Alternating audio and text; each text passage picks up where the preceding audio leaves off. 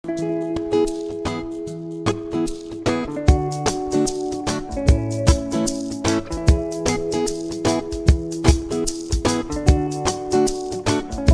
kami maupun yang belum tidak dengan kami.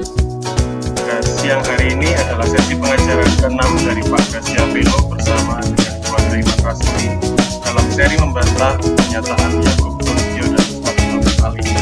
Tema siang ini adalah membantah Yahweh, nama Yahweh hilang dari Alkitab.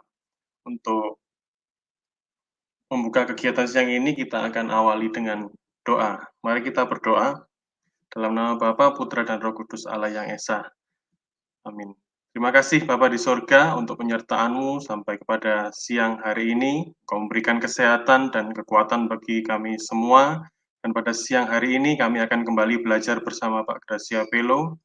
Tolong kami semua ya Bapa untuk dapat menerima materi dan mengerti setiap yang diajarkan kepada kami. Secara khusus kami berdoa untuk Pak Gracia Pelo, berikan pengurapan dari surga dan juga kesehatan, kekuatan untuk penyampaian materi siang hari ini. Mohon memberkati, menolong setiap peralatan yang kami gunakan, baik laptop, HP, jaringan internet, juga listrik, semua dalam kendali-Mu, sehingga acara ini bisa berjalan baik dari awal sampai pada akhirnya. Terima kasih Bapa di surga, kami berdoa dalam nama Yesus Tuhan kami, firman Allah yang menjadi manusia. Haleluya, amin.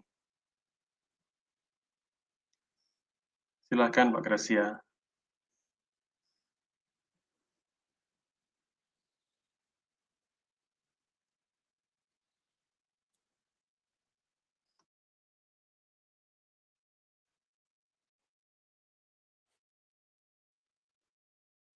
Oke, sudah kelihatan ya di layar, teman-teman? Sudah, Pak. Kelihatan, Pak. Oke, Shalom. Bertemu kembali dengan seminar mengenai kita meluruskan kesalahpahaman dan kekeliruan dalam cara pandang kelompok Yahwisme.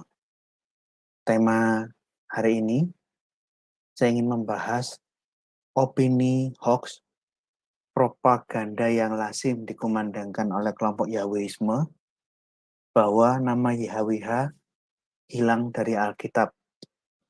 Ini sudah disebarluaskan dan difasilitasi oleh Tan Paragi yang mengundang tokoh Yahwisme Yahya Iskandar bahwa nama Allah itu hampir hilang dan kelompok Yahwisme ini yang berusaha mempertahankan. Dan saya ingin membahas masalah ini mengenai isu propaganda yang tidak benar bahwa nama Yahweh itu hilang. Mustahil nama YHWH bisa hilang dari Alkitab. Mustahil. Ini propaganda yang menyesatkan. Mereka mengatakan nama YHWH itu sebenarnya ada. Tapi kenapa kok mulai dihilangkan? Mereka mendapik dan menggelari diri sendiri sebagai kaum yang memulihkan nama YHWH di dalam Alkitab. Karena hampir hilang. Kalau tidak diselamatkan oleh kelompok Yahwisme, nanti bisa nama YHWH, Yod-Heh-Vav-He, hilang selamanya. Ini opini yang nggak benar, sehingga mereka terus mempropagandakan. Mari selamatkan Alkitab. Kamilah orang-orang yang berjuang keras menyelamatkan Alkitab, sehingga Tetragrammaton, nama diri Allah, tidak terhapus selamanya di dalam Alkitab. Ini propaganda hoax. Ini selalu disebut. Yahya Iskandar beberapa saat yang lalu difasilitasi oleh Tan Paragi menyebarluaskan hoax-hoax macam ini. Termasuk kelompoknya Yakub Sulistyo dan gereja manapun yang berhaluan Yahwisme selalu mengumandangkan, mari kita selamatkan nama YHWH supaya tidak hilang. Saya tunjukkan fakta untuk menepis semua propaganda bohong, omong kosong yang difasilitasi Tan Paragi dengan mengundang gembong penyesat pendeta Yahya Iskandar, menyebarkan hoax demi hoax berseri-seri di Tan Paragi. Nama Yod-Heh-Vav-He tidak pernah hilang, tetap ada sampai hari ini. Saya tegaskan, Hebrew Bible sudah dicetak dari abad pertama sampai sekarang. Jutaan eksemplar. Ada ditemukan ribuan manuskrip Hebrew Bible. Terus gimana caranya bisa menghapus kata Yod Heh Vav Heh di dalam Hebrew Bible yang sudah tercetak jutaan eksemplar, yang ada ditemukan dalam ribuan manuskrip Perjanjian Lama kuno. Ada di dalam Codex Aleppo, ada di Biblical Hebraica Stutgensia, Biblica Hebraica Leningrad, ditemukan di tahun 150-an di naskah Wadi Murabaat, ditemukan dari abad ketiga sebelum Masehi tahun 1947, naskah-naskah Qumran. Kita masih menyimpan saat ini Pentateuch Samaritan. Saya punya naskahnya. Jadi tercatat di dalam banyak naskah. Gimana caranya menghapus kata Yod Heh Vav Heh di naskah-naskah manuskrip yang ada yang ditemukan di Wadi Murabaat, yang ditemukan di ribuan gulungan naskah Qumran, di BHS, Biblica Hebraica Stutgensia, Biblica Hebraica Leningrad. Gimana caranya? Di Aleppo Codex. Gimana caranya? Gimana caranya kita menghilangkan teks itu dari teks Yod Heh Vav Heh di Pentateuch Samaria? Mustahil. Ini, saya punya Taurat Musa, Pentateuch, tapi versinya kaum Samaria. Ditulis dalam huruf Samaria kuno. Masih ada. Yod Heh Vav Heh ada tertulis. Saya beli Hebrew Bible di Nazaret, tapi terbitan Yerusalem. Kitab Sefer, kitab Torah, Nevi'im, Ketuvim. Ini perjanjian lama yang saya beli di Nazaret, terbitan Yerusalem. Semua kata Yahweh ada tertulis, tersimpan sampai hari ini. Gimana caranya kita menghapus semua yang ada yang sudah terlanjur tercetak ribuan jutaan eksemplar? Kakak kandung saya, perempuan Grace, pada waktu dia pergi ke Mesir, dia tanya ke saya, kamu mau minta oleh-oleh apa? Aku enggak kepingin gambar atau aksesoris, belikan aku diglot Arab, Alkitab Arab Ibrani. Dibelikan. Alkitabu Muqaddas, bawahnya. Alkitab. Nih, Alkitab yang diterbitkan dalam dua bahasa, Ibrani dan Arab. Ini, sebelah kanan Ibrani, sebelah kiri Arab. Coba lihat di Keluaran 23. Ini, lo yihye leka Elohim akhirim al-panei. Jangan ada padamu Elohim asing di hadapan wajahku. Coba lihat bahasa Arabnya. La yakun laka alihatun ukra umami. Elohim diterjemahkan ilah. Atau kalau menggunakan kata makrifat, bentuk makrifat, kata sandang, Allah. Jangan ada padamu. Diterjemahkan berdampingan Ibrani Arab. Kata Yod Heh Vav Heh ada di sini. Dibaca sama semua orang-orang yang ada di Arab dan di Israel. Bahkan LAI menerbitkan diglot Ibrani Aramaik, Ibrani Indonesia. Artinya LAI turut memberi andil menjaga teks asli Alkitab tetap ada, dipelajari, dan tidak sampai hilang. Ini bahasa Ibrani aslinya ditulis, terjemahnya sebelah kanan. Gimana caranya menghilangkan? Yang nyetak Alkitab dalam bahasa aslinya dan diterbitkan itu oleh penerbit-penerbit Alkitab di seluruh dunia. Jadi mustahil ada yang bisa menghilangkan teks Yod Heh Vav Heh dalam Hebrew Bible. Mustahil, itu bohong, tidak mungkin. Karena udah terlanjur dicetak jutaan eksemplar dan beredar di mana-mana. Jadi kenapa? Mereka memberikan propaganda hoax semacam ini bukan karena faktanya Yod Hevave bisa hilang dari Alkitab, karena itu mustahil bisa hilang. Penerbit Alkitab di Indonesia mencetak Hebrew Bible berdampingan dengan terjemahan. Orang penerbit Alkitab di Arab menerbitkan Hebrew Bible berdampingan dalam bahasa Arab. Hebrew Bible yang asli dicetak di Yerusalem. Saya beli salah satunya. Di Spanyol, di negara-negara seluruh dunia. Menerbitkan semua.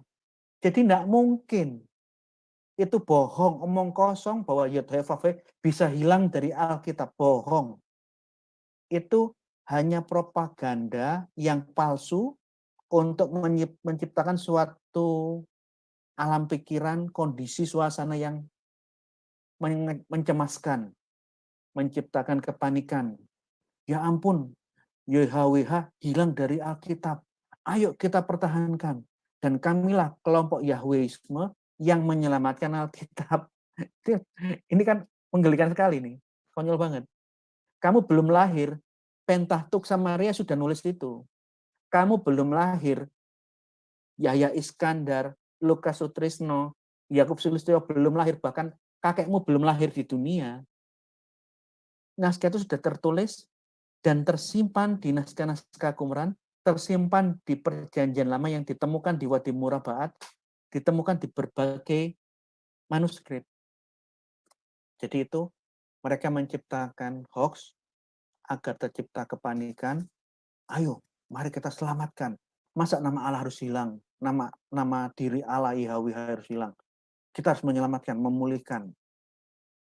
Saya tegaskan, dengan fakta yang saya tunjukkan, banyak sekali manuskrip yang menulis teks dalam bahasa aslinya Yod Hevave, mustahil ada yang bisa menghilangkan Yod Hevave.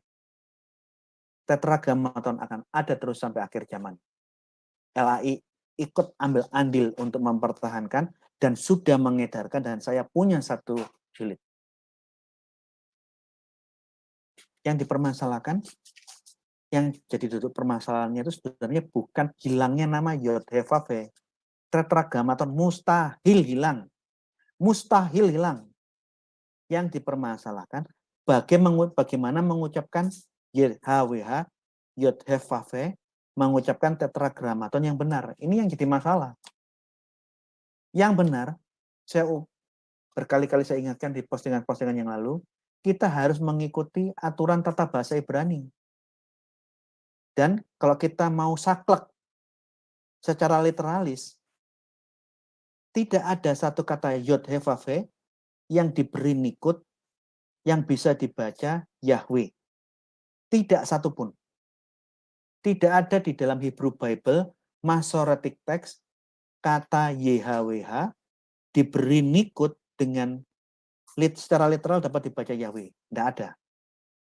Malah kalau kita mengikuti aturan pembacaan yang benar menurut tata bahasa Ibrani, YHWH di teks ada, tertulis ketif, Yod Hevave. Tapi di saat membacakannya, bisa dibaca Adonai, atau Hashem, atau Elohim. Ini saya sudah bahas di beberapa minggu yang lalu ya.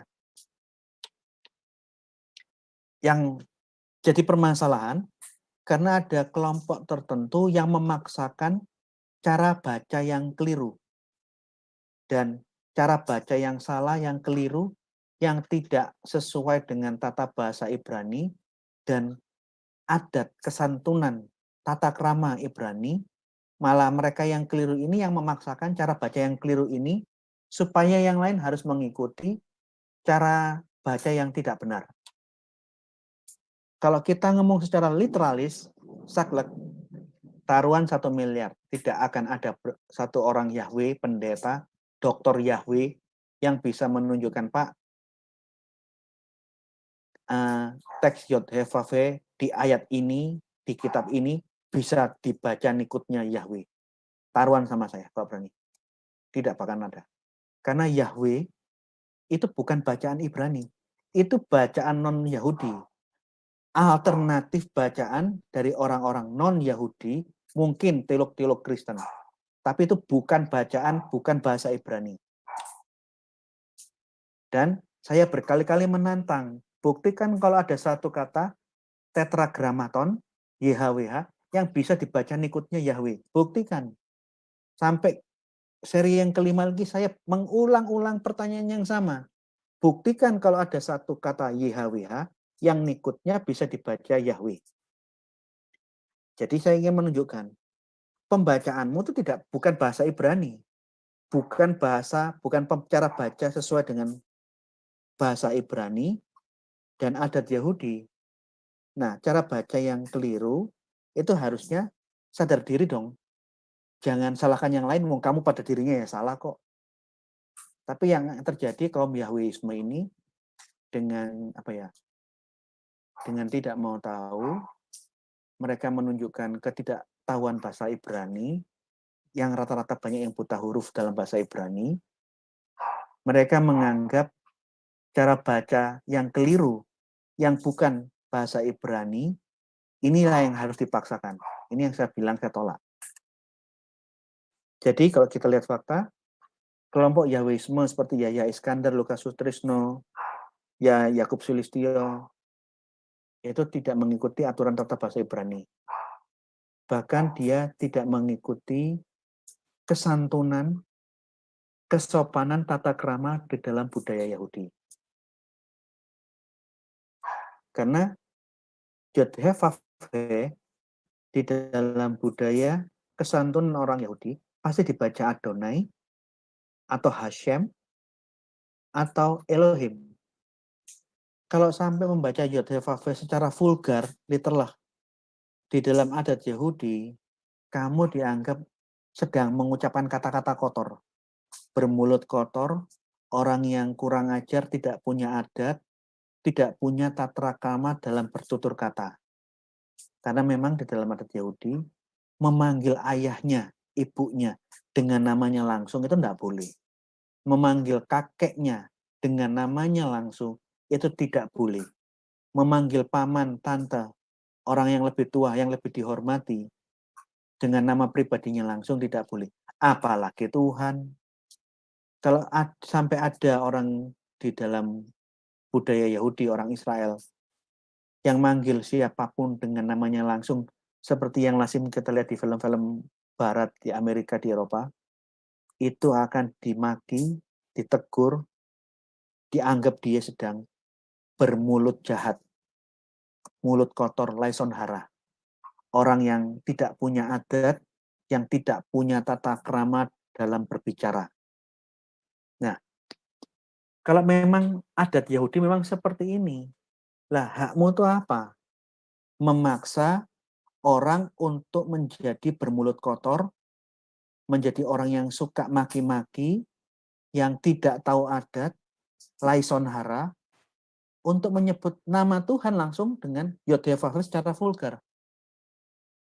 Yang saya amati, ada pergeseran secara paksa, Yesus dan para rasul yang adalah orang-orang yang sopan dan santun, tutur katanya manis dan lembut, diubah dengan paksa berdasarkan khayalan teologis mereka menjadi Yesus dan para rasul itu orang-orang yang mulutnya kotor, orang-orang yang tidak punya adat, orang-orang yang tidak tahu tata krama dan kesantunan di dalam adat Yahudi.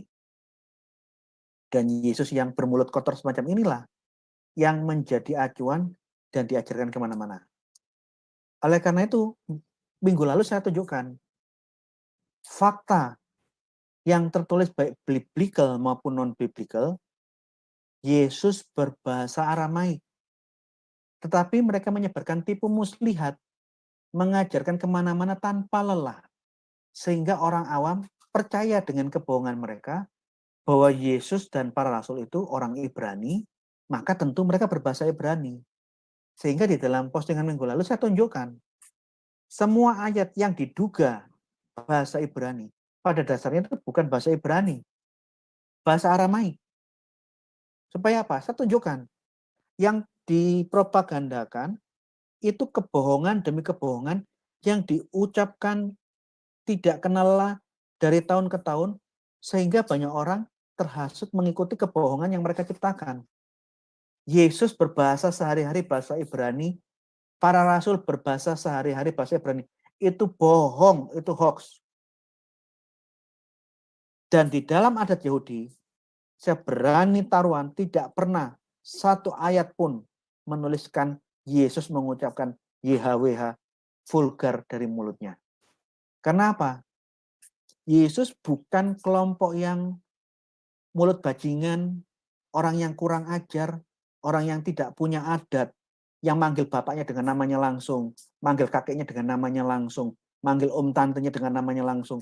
Yesus bukan orang yang bermulut kotor seperti itu. Yesus yang bermulut kotor ini, Yesus ciptaan image-nya orang-orang kelompok Yahweisme. Kalau kita lihat ada, tidak pernah Yesus mengucapkan Yod, He-Vav-He dari lahir sampai mati. Karena dia sukunya Yahudi, bukan orang Lewi, bukan imam, dan apalagi imam besar. Jadi, kalau sampai ada yang mengopinikan terus-menerus, Yesus mulutnya ini kotor, dia bermulut jahat, dia suka memanggil orang-orang yang lebih tua, bahkan Tuhan disebut langsung dengan namanya, itu Yesus hoax yang senantiasa dipropagandakan oleh kelompok Yahwisme. Oleh karena itu saya selalu menekankan, Alkitab jangan ditafsirkan menurut pikiran kita yang tidak mengerti apa-apa dengan adat Yahudi. Kalau kita baca Alkitab, kita yang harus belajar ke dalam Alkitab. Bahasa aslinya apa, latar belakangnya apa, budayanya apa, aturan tata bahasanya seperti apa. Jangan kita baca Alkitab terjemahan, kemudian kita nafsirkan berdasarkan otak kita yang bukan orang Yahudi, yang sama sekali menghasilkan tafsiran yang di dalam adat Yahudi ini mengerikan sekali kalimatmu itu. Kemarin minggu lalu sudah jelaskan bahwa tidak mayoritas kutipan di dalam perjanjian baru yang disangka orang bahasa Ibrani itu bahasa Aramaik. Eli lama sabachtani itu bahasa Aramaik. Bahasa Ibraninya Eli lama asaftani. Yesus mengucapkan sabachtani bukan asaftani. Talitakum itu bahasa Aramaik. Bahasa Ibraninya anak bukan talita tapi naar. Naarah kumi. Ini yang Ibrani. Jadi karena ada ketidaktahuan di umat awam, mereka kelompok Yahwisme ini memanfaatkan keawaman orang dalam bahasa Ibrani untuk mereka masukkan dijejeli dengan informasi-informasi yang bohong dan digeser pelan-pelan untuk mengikuti ajaran mereka yang penuh dengan kebohongan demi kebohongan. Coba lihat. Maranatha. Tuhan datanglah, Tuhan kami datanglah. Ini bahasa Aramaik. Bahasa Ibraninya Tuhan bukan Mar, tapi Adonai. Jadi Paulus di Korintus mengucapkan bahasa Aramaik. Jadi mereka menyebarluaskan bahwa rasul-rasul Yesus itu berbahasa Ibrani. Itu tipu muslihat demi tipu muslihat yang terus-menerus mereka putar-putar terus. Ephata, saya sampai tunjukkan kemarin di glot bahasa Aramaik dan Ibrani. Ephata itu Aramaik. Bahasa Ibraninya Hitfata atau Hifata. Nah, yang tercatat di kitab apa? Hitfata bukan. Ephata. Dan ada kesengajaan. Sengaja membohongi bahwa yang segala sesuatu yang tercatat di dalam Alkitab Aramaik diopinikan Ibrani, sehingga orang mengikuti mereka sebagai, berarti kaum Yahwisme inilah yang paling benar. Benar apanya? Mereka keliru semua kok. Hakal Dama, minggu lalu saya sudah jelaskan. Hakal Dama ini bahasa Aramaik. Karena tanah darah, tanah di dalam bahasa Ibrani bukan hakal atau hakel. Tapi harusnya kalau dia ngomong dalam bahasa Ibrani yang benar, tanah itu eretz. Jadi kalau tanah darah itu harusnya eretz hadam, bukan hakal dama. Umat awam yang tidak ngerti bahasa Ibrani dicekoi dengan informasi bohong demi bohong, sehingga kelompok mereka yang keliru demi keliru dianggap paling ngerti, sehingga orang yang awam terkecoh mengikuti aliran mereka yang bohong demi bohong. Jadi para pemirsa bisa melihat postingan seminar minggu lalu yang terekam di dalam GP 196.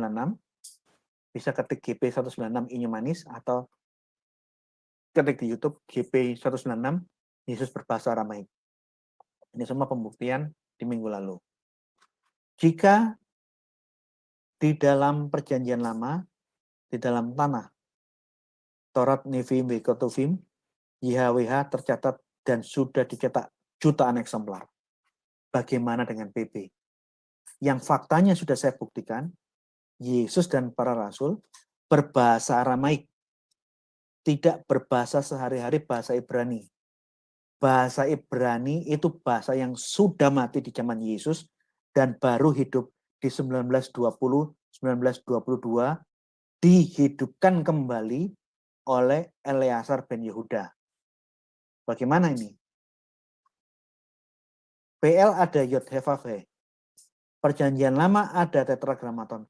Bagaimana dengan PB yang faktanya Yesus dan para rasul tidak berbahasa Ibrani, berbahasa Aramaik, dan para rasul menuliskan aslinya dalam bahasa Yunani. Sehingga untuk menghadapi fakta semacam ini, Yesus tidak pernah berbahasa sehari-hari bahasa Ibrani, karena bahasa Ibrani itu bahasa yang mati, bahasa yang hanya dipakai dalam liturgi untuk membaca doa-doa tertentu atau membaca kitab suci.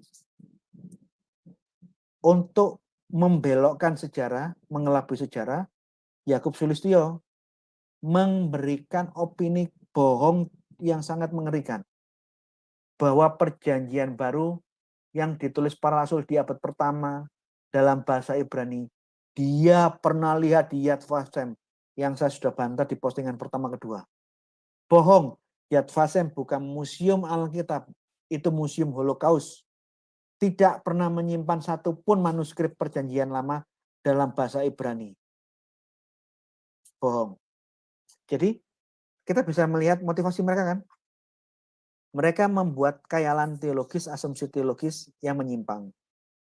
Dan demi mempropagandakan pemahaman mereka yang menyimpang yang tidak sesuai dengan sejarah, mereka tidak segan-segan memberikan propaganda dan keterangan-keterangan yang penuh dengan kebohongan demi kebohongan.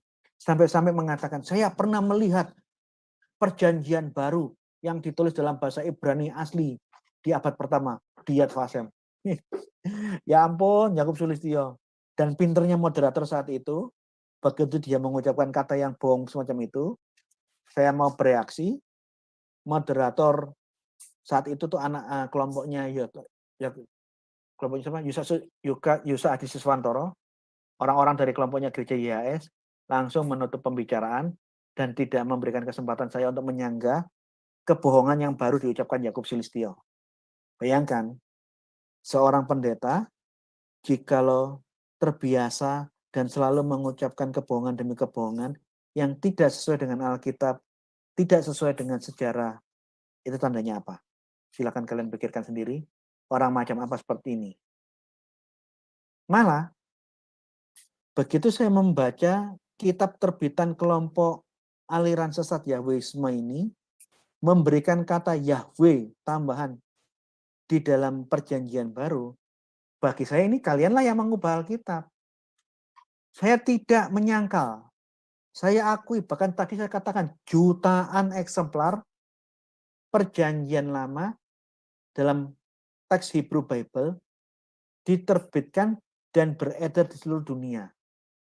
Tetragramaton ada di perjanjian lama. Tapi faktanya para rasul menulis dalam bahasa Yunani dan tidak ada satu kata pun rasul-rasul menuliskan kata YHWH. Tidak pernah ada. Jadi kalau ada yang memaksakan masuk, malah kalianlah yang merubah Alkitab. Kalau ngomong konteks perjanjian lama benar. Tetragramaton banyak dan jutaan eksemplar sudah dicetak. Tapi kita kalau ngomong konteks PP, kita harus jujur dong. Gak boleh kita terus-menerus berbohong. Yesus tidak berbahasa Ibrani. Rasul-rasul menulis dalam bahasa Yunani. Dan baik Yesus maupun para rasul tidak pernah mengucapkan dan rasul-rasul tidak pernah menuliskan satu ayat pun di dalam perjanjian baru kata YHWH. Kalau sampai ada terjemahan IMB, ILT, memberikan nama YHWH, Yahweh lagi di perjanjian baru. Kalianlah yang merubah-rubah. Merubah dari teks asli. Ini yang saya bilang, kalian bertindak berlebihan. Bukan hanya merubah, kalian sudah bukan merubah hal yang biasa, ini merubah kitab suci. Kemungkinan Yahwisme itu ingin dianggap lebih tinggi dari para rasul atau mungkin setidak-tidaknya setara. Sehingga dia berani merubah teks yang asli dalam bahasa Yunani tertulis kurios dan theos, dia rubah menjadi Yahweh. Dia merasa boleh mengganti, menambahi perjanjian baru karena mereka lebih mulia, lebih tinggi dari para rasul. Kalau rasul-rasul hanya menulis kurios, maka kelompok Yahwisme yang lebih tinggi dari para rasul melengkapi dan mengoreksi apa yang ditulis para rasul, sehingga di dalam Alkitab terbitan mereka yang kelompok bukan orang Yahudi ini, banyak sekali kita temukan kata Yahweh di perjanjian baru. Ingat ya, kita harus bedakan, kita harus pahami perbedaan manuskrip dan terjemahan. Kalau manuskrip tidak ada yang berbeda, Yahweh tetap ada. Tapi di dalam terjemahan, kenapa Yahweh sudah ditulis? Ada yang menulis, ada yang tidak. Untuk perjanjian lama. Karena terjemahan disesuaikan dengan sasaran pembaca. Dan cara penerjemahannya mayoritas mengikuti cara baca Yahudi. Karena penerjemah-penerjemah Alkitab di seluruh dunia tahu cara baca YHWH itu, ketifnya tetragramaton Yod He Vav He, kirinya Adonai Hashem atau Elohim, sehingga di dalam terjemahannya para penerjemah di seluruh dunia mengikuti aturan tata bahasa Ibrani dan adat kesantunan Yudaisme. Jadi yang menuliskan kata menerjemahkan Yahweh sebagai Tuhan atau Allah dalam huruf besar semua, itu yang sesuai dengan aturan Yahudi malah. Malah yang menuliskan Yahweh apa adanya Yahweh, itu sudah tidak sesuai dengan tata krama Yahudi, tidak sesuai pembacaan Nikut, tidak sesuai adat Yahudi. Sehingga saya cuma geleng. Yang berani mengucapkan YHWH dalam tutur katanya itu hanya imam besar. Itu pun 1 tahun dalam 1 hari dalam setahun. Kalau ada orang-orang Yahudi, orang Israel ngomong YHWH, itu dianggap tidak punya adab. Dia mulutnya lancang, mulut kotor, dia omong kotor. Dalam adat Yahudi. Jadi, kamu tidak bisa memaksa adatnya orang lain. Kita yang bukan Yahudi, yang harus tahu, harus belajar apa sih adat dan tata cara Yahudi. Jangan kita paksakan budaya kita yang lancang, yang tidak punya adat, mulut kotor ini, untuk kita paksakan ke dalam budaya Yahudi. Itu yang saya bilang orang yang tidak tahu diri. Kata Yahweh saya pastikan tidak ada. Tidak ada Nikut Yod He Vav He yang bisa dibaca Nikutnya Yahweh. Pertama, alasan gramatikal. Kalau kita membaca Yod He Vav He dengan kata Yahweh, kalau kata Yod dikasih tanda kamats, itu nanti tata bahasanya menjadi past tense. Karena kalau di dalam tata bahasa Ibrani, bentuk katal itu pasti kata depannya dikasih kamats. Jadi nikut itu bukan hanya menjadi vokalisasi pembacaan suatu kalimat bagaimana vokalisasinya, tapi nikut juga menjadi penanda tenses. Kalau Yahweh ada diberi nikut kamats di bawah kata ya, di bawah kata yo, yot, maka tensesnya ini menjadi katal. Katal itu artinya bentuk perfect. Artinya dia pernah ada. Nah, kata Yahweh ini kan dari kata haya. Kalau dikasih nikut kamats, Yahweh, di dalam tata bahasa mereka kan mikir loh. Allah ternyata pernah ada. Oleh karena itu, sampai mati, sampai kiamat kita tidak akan pernah temukan kata Yod He Vav He di bawah kata Yod nikutnya kamats. Karena tidak mungkin pernah nama Allah ditulis dalam bentuk perfect, bentuk yang pernah ada, bentuk lampau, bentuk past tense. Oleh karena itu kalau kita baca semua nikut di bawah kata yod selalu bentuknya apa namanya? Titik dua, apa namanya? Sewa, bentuknya sewa. Yehwah atau Yehowi, tidak pernah Yahweh. Kalau kata Yod Hevave dengan nikut yang dapat terbaca Yahweh, yang mutensisnya itu bentuknya katal, tidak pernah ada. Kalau dalam bentuk inisial tidak lengkap YHWH, kita akan temukan banyak kata yang singkatan atau inisialnya artinya Yod Hevave. Bisa Yah, bisa akhiran Yah, bisa akhiran Yahu, atau dalam bentuk tulisan double Yod, YY.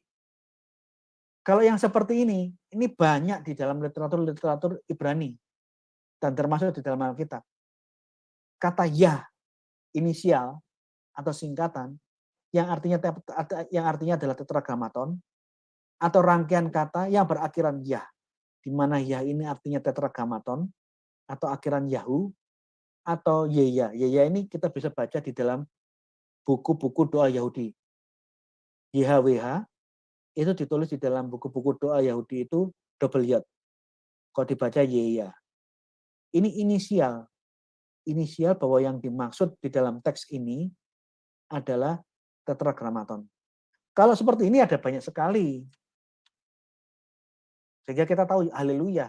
Yah, ini kan singkatan inisial dari arti katanya terpujilah Yah, terpujilah Yod-Heh-Vaveh, terpujilah Adonai, terpujilah Tuhan. Ada. Tapi apakah Yahweh? Tidak ada. Yang ada itu inisial atau singkatan, penggalan kata. Kalau inisial atau singkatan ini artinya tetragrammaton, iya itu memang ada banyak. Tapi kalau kata Yahweh itu sendiri di dalam bahasa Ibrani, tidak akan mungkin. Karena mustahil Allah itu pernah ada. Karena Allah kalau ditulis dalam bentuk katal, bentuk perfect, lah apa rumangsamu Allah itu almarhum lah. Dia ada tapi dulu, sekarang tidak ada. Tidak pernah, tidak mustahil itu ada. Elia, Eli Tuhanku, Yah, tetragrammaton. Tuhanku, my Lord is Yah. Tuhanku adalah Yah. Ada. Banyak sekali di Alkitab yang kayak gini-gini. Dalam bentuk inisial atau singkatan banyak. Tapi kalau Yahweh utuh tidak mungkin ada. Yeremia, Yahnya itu tetragrammaton. Yah Tuhan Adonai membangkitkan. Yesayah atau Yesayahu, Yosua yang menyelamatkan. Yah keselamatanku. Yesayahu itu artinya Yod-Heh-Vaveh, Yah Tuhan Adonai keselamatanku. Penulisan dalam bentuk singkatan dan inisial dimungkinkan dan banyak sekali di dalam literatur Yahudi termasuk Alkitab. Tapi mustahil kita temukan kata Yod-Heh-Vaveh yang dapat ditulis dengan di bawah Yod Kamats, Yahweh. Tidak mungkin. Karena dia akan membentuk semacam moodnya, bentuk tensisnya menjadi bentuk perfect. Apalagi kata Yod-Heh-Vaveh ini, agar katanya itu ada haya. Kalau ada haya ditulis dalam bentuk perfect, dia pernah ada. Dia sedang ada dan dia akan ada. Dia pernah ada. Kamu memanggil Tuhan dengan bentuk past tense. Tuhan yang saya sembah adalah dia yang pernah ada. Dalam tata bahasa Yahudi kamu akan dimarahi orang-orang Yahudi, ngawur kali kamu. Tuhan kok dia yang pernah ada. Oleh karena itu, pahami tata bahasa Yahudi, pahami budaya Yahudi, jangan buat tata bahasa sendiri, jangan buat adat semaunya sendiri. Keliru itu. Mustahil Allah itu pernah ada, mustahil dia almarhum. Oleh karena itu di dalam Nikut, Masoretic text, di dalam Hebrew Bible sedunia, selalu kita temukan Yod-Heh-Vaveh, hanya ditulis, kalau kita baca Nikutnya secara literalis, tertulis Yahwa atau Yehowa, Yehwi atau Yehowi. Tidak pernah ada kata A di depan. Selalu Yehova, Yehwi, atau Yehowi. Tidak pernah ada Yahweh, tidak pernah ada. Karena Tuhan bukan Tuhan yang mati, Tuhan yang riwayatmu dahulu, Tuhan yang pernah ada. Tidak pernah ada. Kedua yang saya ingin tekankan, tidak adanya kata YHWH, tidak adanya tetragramaton di perjanjian baru, itu karena memang fakta sejarah, Yesus tidak pernah mengucapkan kata itu. Kedua, karena tuntunan Roh Kudus lah, rasul-rasul menuliskan perjanjian baru dalam bahasa Yunani yang sama sekali tidak menuliskan kata YHWH. Andai kata kalimat kata itu maksudnya YHWH, para rasul dalam tuntunan Roh Kudus menuliskan dengan kesantunan bahasa bagaimana mengucapkannya. Jadi katanya itu, kata YHWH akan ditulis dengan kata kurios. Misalnya ayat itu maksudnya arahnya ke tetragramaton, pasti para rasul akan menulisnya dalam bahasa Yunani kurios. Kenapa? Karena Roh Kudus itu roh yang lembut dan sopan. Roh yang kurang ajar, roh yang kampungan, roh yang nggak punya adat, roh yang tidak santun di dalam bertutur kata, itu bukan gayanya Yesus, bukan gayanya para rasul yang dipenuhi oleh Roh Kudus.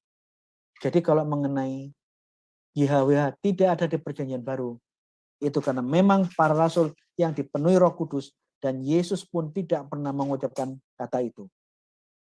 Apakah Yesus yang tidak pernah mengucapkan Yod-Heh-Vav-He dari mulutnya, kalian menganggap Yesus itu sesat dan masuk neraka? Apakah karena para rasul tidak ada satupun yang menuliskan Alkitab satu kata dengan YHWH, maka Anda salah-salahkan para rasul? Oh, rasul ini keliru. Harusnya kata kudus ini harus ditulis YHWH. Terus diganti seenaknya sendiri di IMBILT Yahweh. Sehingga kalian merasa lebih hebat, lebih benar dari rasul.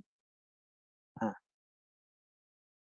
demikian materi kali ini kita harus tahu bahwa untuk konteks perjanjian baru, YHWH atas tuntunan Roh Kudus ditulis kurios atau Tuhan. Karena apa? Karena kesantunan budaya Yahudi memang kata yang tertulis YHWH kalau dibaca diucapkan selalu Adonai atau Hashem. Sehingga mereka menuliskan dalam bahasa Yunani-nya menjadi kurios. Nah, kalau Roh Kudus aja sopan dan memberikan membuat para rasul menerjemahkan YHWH menjadi kurios, nah kamu masa lebih hebat dari Roh Kudus dan Yesus dan para rasul? Harusnya ya kelompok yang sempat terpapar oleh ajaran Yahwisme, saya cuma mengatakan begini, belajar dengan jujur. Kalau hanya berkutat dari tafsir-tafsir otakmu sendiri, tanpa melihat fakta sejarah, tanpa melihat bagaimana aturan tata bahasa yang betul, tanpa melihat bagaimana budaya dan kesantunan orang Yahudi dalam bertutur kata, kamu yang keliru. Segera kembali bertobat, ikut seperti kelompok Kristen yang lain, yang tidak pernah masalah dengan kata Yod-Heh-Vav-He. Bahkan saya ketemu orang GKJW membacanya di dalam Alkitabnya Yehuwa, nggak ada masalah.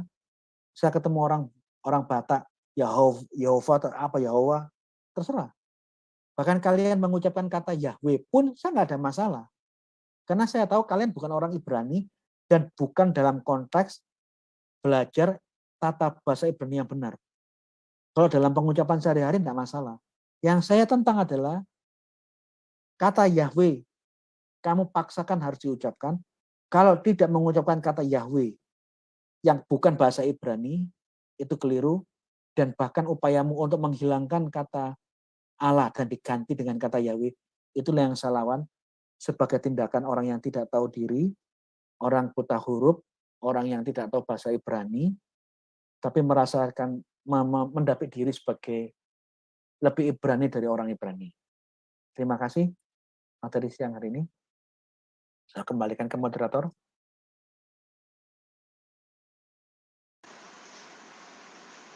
Terima kasih Pak Gracia untuk pemaparan materi siang hari ini.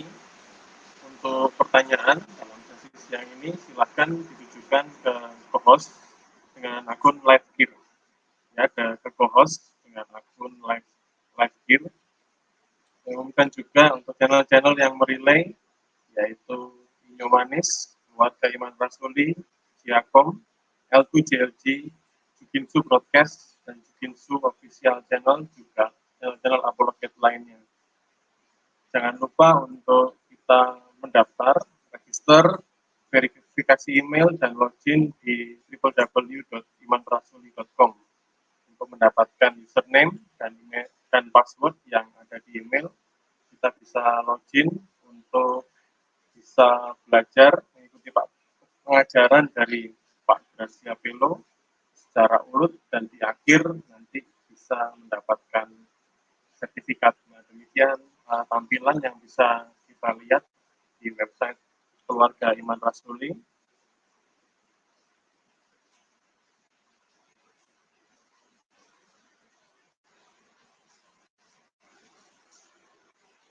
Ya, silakan mengikuti pelajaran secara urut, namun terlebih dahulu request link, dan link akan diberikan.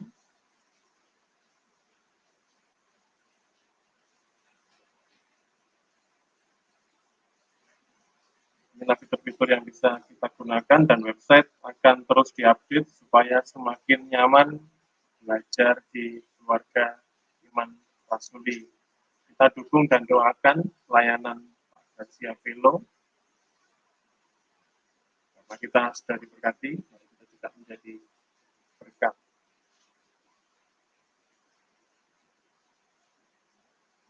Untuk kegiatan harian kita dari Senin sampai hari Minggu bisa kita saksikan, dan silakan scan barcode untuk join dalam Telegram Keluarga Iman Rasuli. Untuk waktu selanjutnya saya serahkan kepada Pak Yanfib Lekir untuk membacakan pertanyaan. Baik, terima kasih Pak Daniel. Kita masuk ke sesi pertanyaan ya. Pertanyaan pertama dari Saudara Samuel. Shalom Pak Gracia, terlepas adanya polemik perdebatan antara LXX Septuaginta dan Masoretic Text, apakah penjelasan Pak GP memberikan informasi mengenai manfaat Masoretic Text mengenai keterjagaan Tetragrammaton ini? Silakan Pak Gracia. Tolong ulangi lagi, tolong.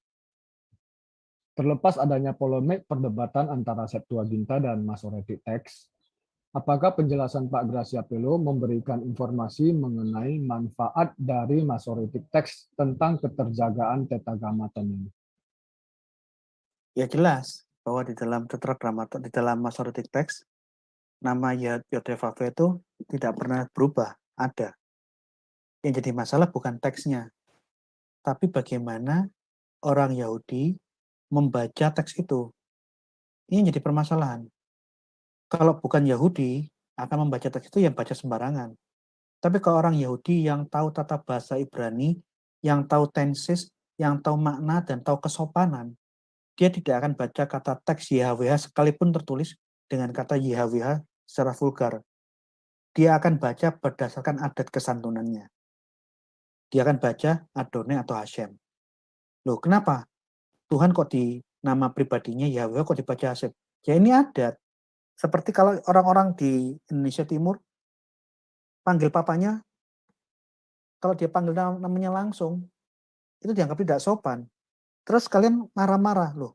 Kenapa bapak itu kok tempeling anaknya? Gara-gara manggil nama bapaknya secara proper name-nya langsung. Yang lihat bapaknya marah itu nggak tahu budaya, tidak tahu kesopanan adat Timur. Sehingga dia merasa aneh. Memang nama bapaknya itu, contohnya bapaknya namanya Niko. Anaknya manggil, "Ko Niko, sini Niko ke sana." Terus dia panggil, "Ko Niko, bagaimana dengan ini?" Kalau ini orang Amerika, wajar. Ayah, kakek dipanggil dengan namanya langsung itu malah di dalam budaya mereka dianggap akrab. Tapi di dalam adat Batak, orang Jawa, orang NTT, orang Maluku, orang Manado, memanggil ayah dengan namanya langsung, itu dianggap kurang ajar. Ini budaya. Sudah tidak lagi kita berbicara, kan memang nama bapaknya kan benar, Niko.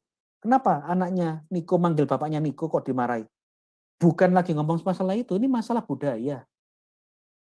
Nah, artinya ada pemaksaan menggambarkan para rasul dan Yesus sebagai orang-orang yang tidak berbudaya Yahudi.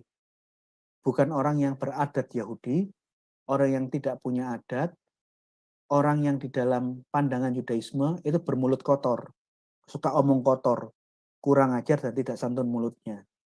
Nah, oleh karena itu saya hanya ingin menunjukkan secara ketif tetragrammaton tidak mungkin hilang, ada di mana-mana. Untuk PL, ya. Yang jadi permasalahan, bagaimana membaca ketif teks tertulis Yod He Vav He ini. Ini yang jadi masalah. Apakah membacanya sesuai dengan aturan tata bahasa Yahudi atau tidak? Sesuai dengan kesantunan budaya Yahudi atau kita menciptakan budaya kita sendiri? Yang jadi masalah di situ. Jadi memang terbukti tidak ada satupun ayat hilang. YHWH tidak mungkin hilang dari muka bumi. Jutaan buku sudah tercetak. Gimana menghilangkan, menarik jutaan buku yang sudah tersebar di mana-mana ini? Terima kasih. Baik, terima kasih Pak Gracia. Pertanyaan selanjutnya dari Jim STG. Selamat siang Pak Gracia, izin tanya. Bisakah Bapak menjelaskan apakah setiap huruf dari Yod He Vav He itu mempunyai arti? YHWH itu kalau kita belajar bahasa Ibrani, baik penjelasannya dosen-dosen bahasa Ibrani maupun Anda bisa belajar di dalam penjelasan rabi-rabi Yahudi di internet. Soresnya itu kalau di dalam bahasa Arab itu jidir. Akar katanya itu hayah, ada. Makanya di dalam salah satu ayat Alkitab dikatakan, dia yang ada, yang pernah ada, yang ada sekarang, dan yang akan datang. Karena nama pribadi Allah itu kata kerja, yang soresnya, kata dasarnya Yod He Vav He itu, kata dasarnya hayah, ada. Inilah yang menyebabkan tidak ada satupun teks masoretik yang memberikan nikut kamats, sehingga menandakan kata YHWH ini berbentuk tenses perfect, bentuk lampau. Dia pernah ada, tidak mungkin. Lah apa rumangsamu, apa Anda kira Yesus apa Allah itu almarhum, dia dulu ada tapi saat ini tidak ada? Kan tidak mungkin. Oleh karena itu tidak pernah kata Yod He Vav He tertulis dengan nikut di bawah Yod tanda kamats. Tidak pernah ada. Selalu terbaca Yehwa atau Yehowa, Yehwi atau Yehowi. Jadi ini mengenai aturan tata bahasanya seperti itu. Jangan kita yang memaksakan khayalan kita yang sudah pertama keliru dari tata bahasa, dua tidak sesuai dengan aturan pengucapan, tidak sesuai dengan tata krama dan kesantunan. Kita buat-buat sendiri cara pembacaan yang tensesnya ngawur-ngawur, membuat aturan yang tata bahasa Ibrani semaunya sendiri, yang orang Ibrani pun tidak pernah mengenal tenses aturan seperti itu. Bahkan kita menciptakan suatu imajinasi, khayalan, bahwa orang-orang yang ada di dalam perjanjian baru, Yesus dan para rasul, golongan manusia yang tidak punya adat. Orang yang kotor mulutnya, yang lancang mulutnya. Kira-kira gitu. Terima kasih Pak Gracia. Pertanyaan selanjutnya dari Alsi. Selamat siang Pak Gracia, mau tanya bagaimana tanggapan Yahwisme terhadap kaum Trinitas? Deisme terpecah-pecah. Banyak di antara mereka yang anti Tritunggal. Jadi contohnya Pak Yakub Sulistyo dulu itu pendeta GBI, percaya Allah Tritunggal. Setelah dia ikut aliran Yahwisme ini dari luar negeri, dia mulai memaksakan cara pandangnya yang keliru. Dia tidak ngerti bahasa Ibrani, tidak tahu aturan tata bahasa Ibrani, dia hidup di dalam alam khayalan. Dia menafsirkan ayat Perjanjian Lama, YHWH inilah namaku, sebutanku untuk turun-temurun. Dia membacanya itu di dalam otaknya menurut cara pandangnya dia orang Magelang. Dia tidak menempatkan diri bagaimana sih tata bahasa ini dan bagaimana pengucapan ketifnya YHWH, kere, cara pengucapannya apa dalam bahasa Ibrani. Dia tidak mau belajar. Kedua, bagaimana kesantunan budaya adat Yahudi. Dia tidak mau belajar. Bagaimana Yesus dan para rasul membaca Perjanjian Lama. Tidak mau. Dia hidup di dalam alam khayalan dan dia ciptakan berbagai propaganda-propaganda yang bohong yang sudah saya jelaskan tadi. Yesus yang tidak berbahasa Ibrani dipropagandakan berbahasa Ibrani. Perjanjian baru yang tidak ada dalam bahasa Ibrani, perjanjian baru bahasa Ibrani baru ada di abad 14 dan baru ada kedua di abad 16. Dari 1500 tahun tidak pernah ada bahasa Ibrani, dia memberikan opini hoax. Perjanjian baru yang asli bahasa Ibrani ada. Saya pernah lihat sendiri di Yad Vashem. Ini kan bohong semua. Nah, dari asumsi teologis yang berlebihan ini, mereka menyebarkan, menciptakan semacam kisah-kisah palsu yang terus diulang-ulang, sehingga kisah-kisah palsu inilah yang dianggap benar oleh kaum jemaat Kristen awam untuk masuk ke ajaran mereka. Nah, ini yang harus kita tolak. Harusnya, makanya di dalam menjelaskan mengenai masalah YHWH dan Allah, kita harus back to the Bible, back to the grammar, kembali ke budaya dan adat Yahudi. Aturan ketip dan kiri harus kita lihat. Kesantunan bahasa kita lihat. Kita lihat faktor sejarahnya. Apakah Yesus mengucapkan kata Yahweh? Karena Yesus panutan kita. Apakah Yesus dan para rasul berbahasa Ibrani? Makanya minggu lalu saya tunjukkan. Dari sekian bahasa yang ada di dalam Alkitab Perjanjian Baru, ya, yang diduga itu bahasa Ibrani, itu bahasa Aramik semua. Yang bahasa Ibrani cuma Hosana. Selain Hosana, bukan bahasa Ibrani semua itu. Ini yang harus saya tunjukkan.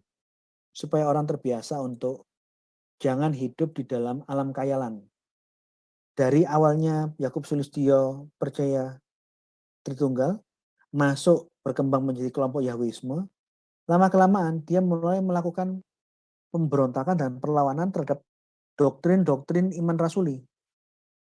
Seluruh gereja sedunia, Ortodok, Katolik, Pentakosta, Protestan, Anglikan, Wesleyan, semua percaya Tritunggal.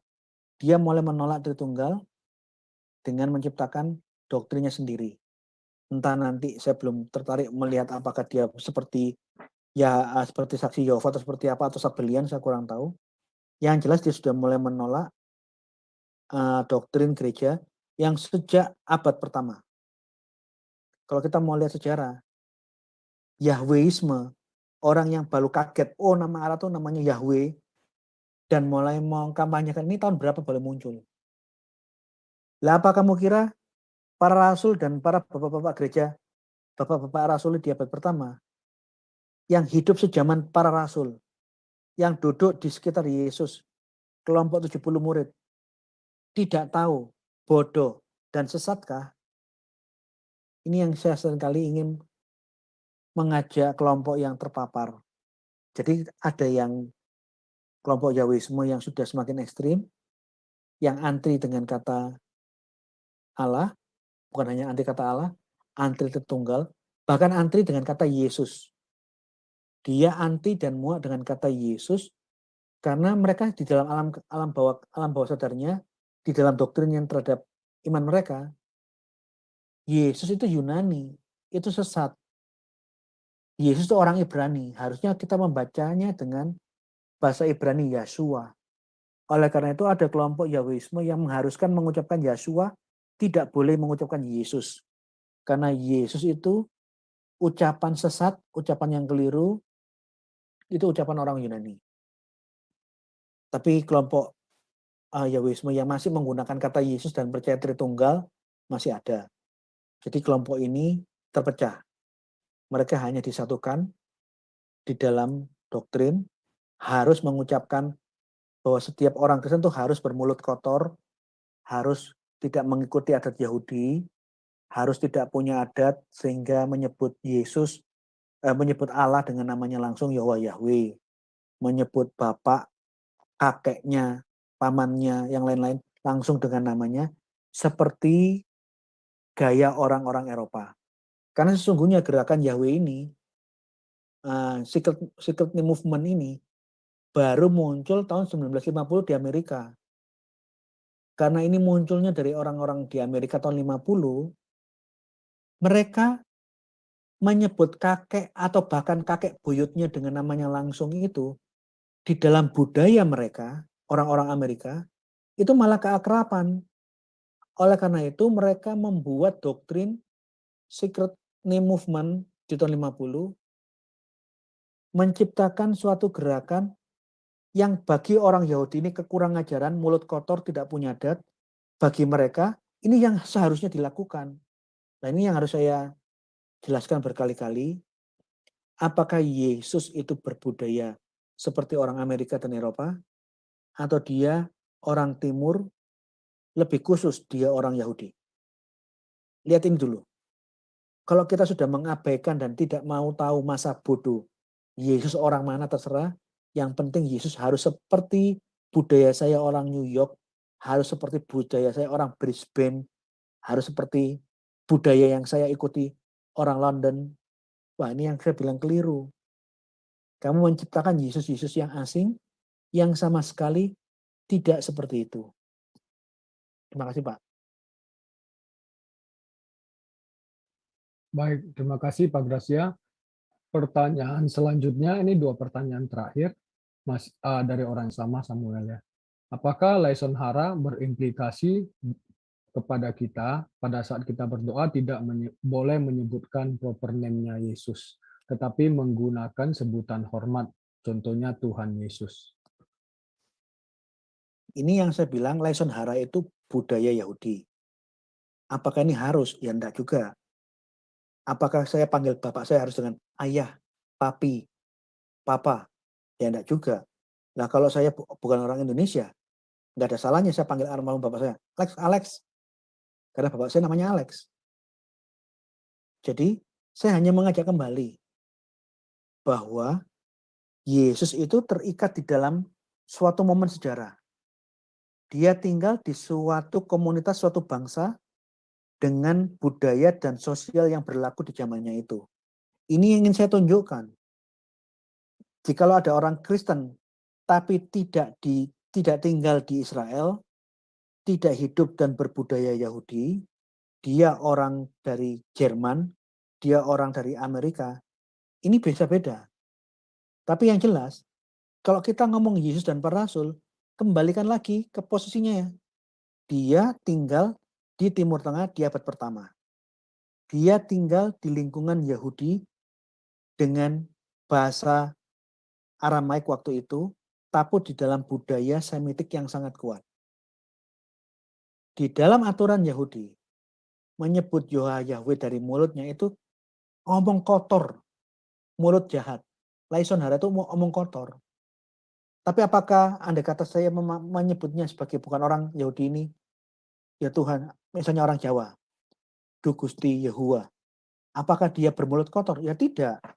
Tidak sesaklek itu.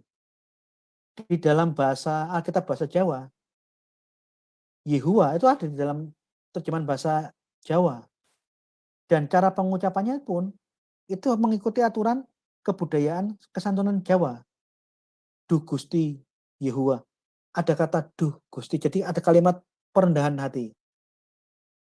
Tapi kalau memaksakan harus Yahuwa, yang lain tidak boleh, tidak semua harus mengikuti aturanku. Inilah yang saya bilang, kalian menganeksasi teologis orang. Padahal teologi yang kalian kembangkan itu pun tidak sesuai dengan konteks budaya dan sosial yang Yesus dan para rasul hidup. Kira-kira begitu. Jadi andai kata ada yang mengucapkan Yahweh pun tidak ada masalah bagi saya. Lihat konteksnya dulu. Tapi kalau memaksakan harus Yahweh tidak boleh Allah. Harus Yahweh, yang lain tidak boleh. Nah ini yang saya bilang keliru. Untuk menjawab kekeliruannya ini, saya seret semua, ayo kita lakukan kajian kembali ke kajian historis.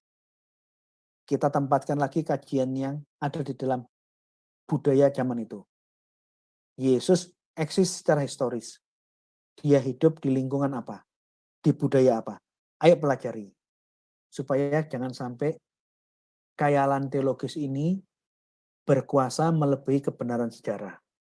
Dan faktanya memang kelompok-kelompok Yahwisme ini mengedepankan khayalan teologis melebihi dari fakta dan kebenaran sejarah. Sehingga dia yang keliru, dia paksa semua orang mengikuti kekeliruan-kekeliruan yang mereka perbuat. Kira-kira begitu.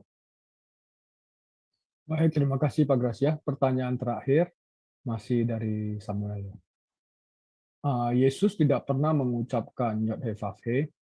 Apakah karena Yesus bacaannya adalah Septuaginta LLX yang notabene berbahasa Yunani? Bukan.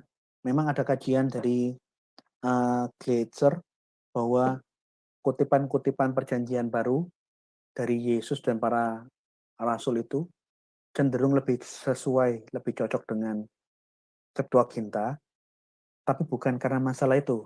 Kembali lagi karena ke masalah kesantunan, kembali ke masalah adat.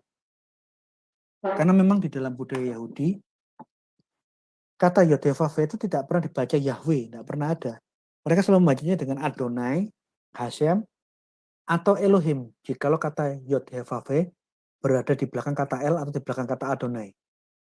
Jadi kalau tekstualnya tertulis Adonai tetragrammaton, Adonai Yahweh, orang Yahudi akan membacanya Adonai Elohim.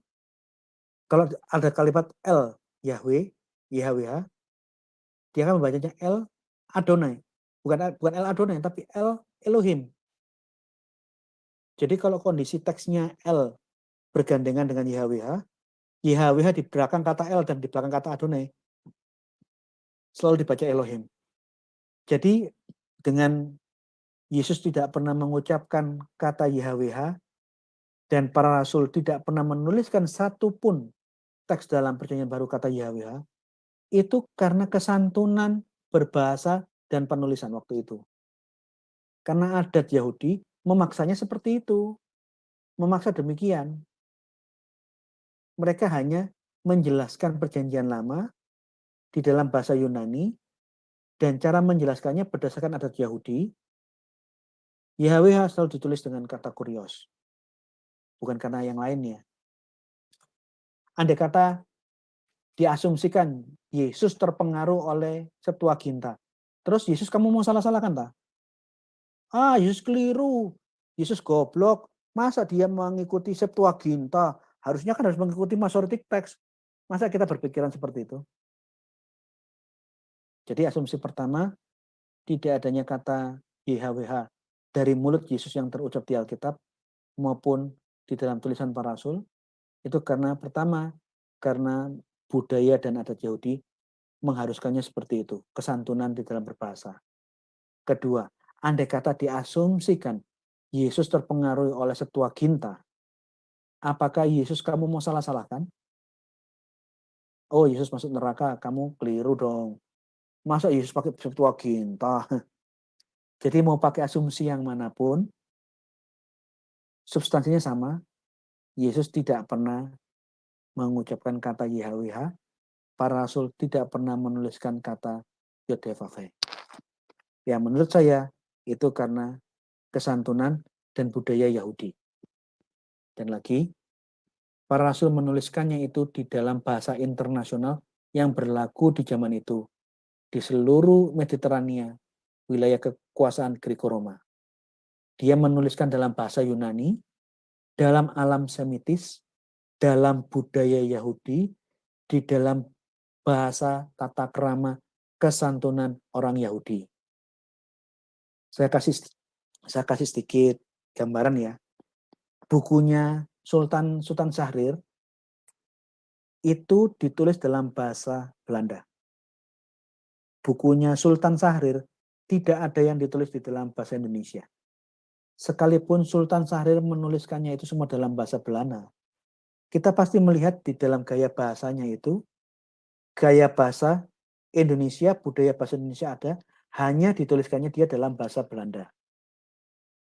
Jadi memang para rasul menuliskan dalam bahasa Yunani, tapi ingat, budaya semitis yang dibawa di dalam tulisan itu muatan-muatan teologis Yudaisme yang ada, bukan teologi Yunani pagan, tulisannya Yunani koine, tetapi dia menuliskannya itu di dalam ungkapan-ungkapan menjelaskan teologi Yudaisme yang monoteisme dan di dalam kesantunan budaya tata bahasa kesantunan orang-orang Yahudi. Kira-kira gitu. Baik, terima kasih Pak Gracia. Pertanyaan yang masuk sudah selesai. Saya bacakan, saya kembalikan ke host untuk menutup acara ini. Terima kasih Pak Yanfib yang sudah membacakan pertanyaan. Terima kasih juga Bapak Gracia yang sudah menyampaikan materi, juga menjawab pertanyaan. Tuhan Yesus memberkati. Kita sudah tiba di penghujung acara pada siang hari ini. Kita akan menutup dengan doa dan dengan kasih. Saya mohon Saudara Juginsu untuk boleh pimpin kita dalam doa penutup. Baik, terima kasih Bapak Ibu. Kita akan akhiri pengajaran kita kali ini. Mari kita berdoa. Bapa yang kami sembah di dalam nama Tuhan Yesus Kristus, terima kasih untuk siang ini Tuhan. Satu kebaikan ini telah kami terima lagi Tuhan. Kami boleh belajar dari hamba-Mu Pak Gracia Pelo yang luar biasa memberikan pencerahan, pengajaran kepada kami pada siang ini. Terima kasih Tuhan, itu semua karena kasih-Mu yang besar bagi kami. Kami berdoa kiranya Engkau yang memberkati Pak Gracia Pelo dan keluarga Tuhan dalam setiap pelayanan dan usaha buat berhasil untuk kemuliaan nama-Mu saja. Biarlah melalui pengajaran ini banyak berkat kami terima, bahkan setiap penonton yang ada di setiap channel yang mendengarkan Tuhan, bahkan konten ini hari-hari ke depan siapapun yang mendengarkan boleh bertambah-tambah pengenalan akan Engkau, dan kami tidak menyimpang ke kiri atau ke kanan, tapi kami tahu siapa Tuhan yang kami sembah. Terima kasih Bapa yang baik, demikian juga setiap kami yang ada di room, berkati kehidupan kami Tuhan. Kami serahkan kehidupan kami hanya dalam kuat kuasa perlindungan-Mu yang sempurna. Demikian juga setiap channel-channel yang merelay Tuhan, Engkau berkati, biarlah channel-channel ini boleh menjadi berkat bagi setiap orang-orang pemirsa yang menonton. Kami percaya Bapa, hari-hari ke depan kami boleh bertemu dalam suasana yang baik, suasana yang memuliakan nama-Mu, sehingga kami boleh menambah pengetahuan kami akan Engkau. Terima kasih Bapa, segala puji, hormat, dan kemuliaan hanya bagi nama-Mu. Di dalam nama Tuhan Yesus kami sudah berdoa dan mengucap syukur. Haleluya. Amin. Amin. Terima kasih Pak Gracia. Terima kasih Pak Gracia, Tuhan berkati, Tuhan berserta selalu.